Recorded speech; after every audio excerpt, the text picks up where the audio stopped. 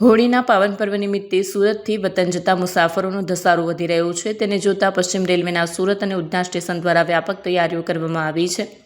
Railway અધિકારીના જણાવ્યા અનુસાર અગાઉ દિવાળી અને છઠ પૂજા દરમિયાન પણ રેલવે દ્વારા લાખો મુસાફરોને સફળતાપૂર્વક તેમના ગંતવ્ય સ્થાન સુધી પહોંચાડવામાં આવ્યા હતા. આ વખતે હોળીના તહેવારમાં પણ તેવી જ વ્યવસ્થાઓ કરવામાં આવી છે.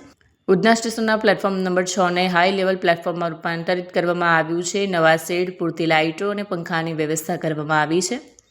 ગરમીને ધ્યાનમાં રાખીને પ્લેટફોર્મ પર ઠંડા પીવાના પાણી માટે વોટર કુલર્સ મૂકવામાં આવ્યા છે. મુસાફરો આરામ કરી શકે તેવા પ્લેટફોર્મ પર નવા કાયમી અને કામચલાઉ શૌચાલયોની વ્યવસ્થા કરવામાં આવી છે. ભીડને નિયંત્રિત કરવા અને મુસાફરોને કોઈ તકલીફ ન પડે તે માટે વિવિધ એજન્સીઓ વચ્ચે સંકલન સાધવામાં આવ્યું છે. આરપીએફ, જીઆરપી અને સિટી પોલીસના જવાનો ખડે પગે રહેશે. ટિકિટ ચેકિંગ અને અન્ય સુવિધાઓ માટે વધારાના કોમર્શિયલ સ્ટાફની નિમણૂક કરવામાં આવી છે. દર 8 કલાકે એક ઉચ્ચ અધિકારી સ્ટેશન પર હાજર રહીને વ્યવસ્થાનું મોનિટરિંગ કરશે. રેલવે દ્વારા મુસાફરોને વિનંતી કરવામાં આવી છે કે તેઓ પણ શાંતિ જાળવે અને વ્યવસ્થા જાળવવામાં સહકાર આપે.